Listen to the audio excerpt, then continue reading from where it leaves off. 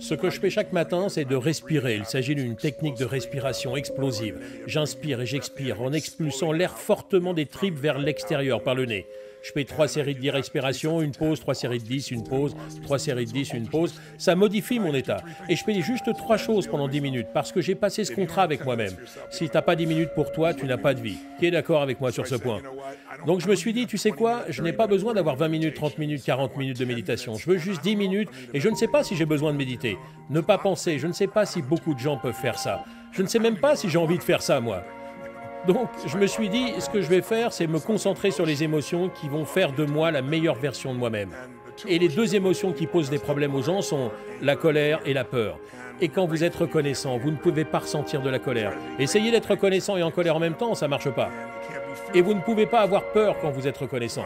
Donc quand je vois les gens, ils sont presque toujours en réaction à la peur ou à la colère, ou une version d'une de ces deux émotions. Donc la gratitude, pour moi, est l'antidote. Donc je passe 3 minutes, juste 3 minutes, et je pense à 3 choses pour lesquelles je me sens reconnaissant. 3 personnes, 3 situations. Et je plonge littéralement dedans. Mais je ne me mets pas derrière dans le grand 8, je me mets au premier rang, au moment où ça bascule.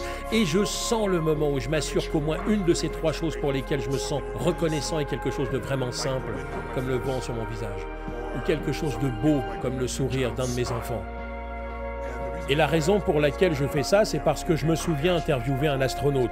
Et comme la plupart d'entre vous le savent, ou peut-être l'imaginez, pour être astronaute, pour être inspiré de faire ça, et puis être sélectionné parmi des milliers de gens, et puis enfin d'aller sur la Lune, et puis se tenir debout sur la Lune, et se retourner et voir cette image que nous avons tous vue de la Terre bleu-vert.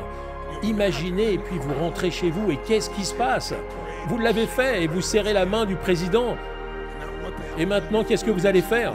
Vous avez 32 ans, qu'allez-vous faire le reste de votre vie? Et vous savez quoi? Si vous connaissez l'histoire de beaucoup de ces astronautes, la plupart ont vécu des défis émotionnels majeurs.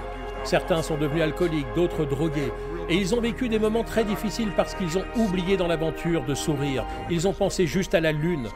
Donc je me suis entraîné pour être sûr de ne pas voir que les grandes et belles choses qu'il y a dans ma vie, mais aussi les petites choses. Et donc je ressens ça pendant 3 minutes, puis je fais 3 minutes de bénédiction ou quelque chose dans le genre.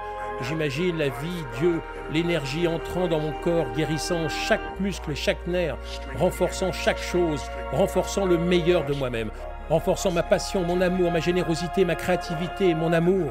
Et puis je vois chaque problème qui a besoin d'être réglé, juste réglé, parce que sinon je pense à toutes ces choses que j'ai à faire. Et quand je ressens ça pleinement, que ça me traverse dans un sens puis dans l'autre plusieurs fois, alors je fais un cercle autour de moi avec ma famille intime, mes enfants, ma femme, mes amis. Ce petit bonhomme juste là fait partie de ma liste. Et je fais un cercle de plus en plus large englobant mes clients. Et j'envoie cette énergie. Je les imagine, aussi ridicule que ça puisse paraître, étant guéris, obtenant ce dont ils ont besoin en termes d'énergie, la vie qu'ils méritent et se multipliant.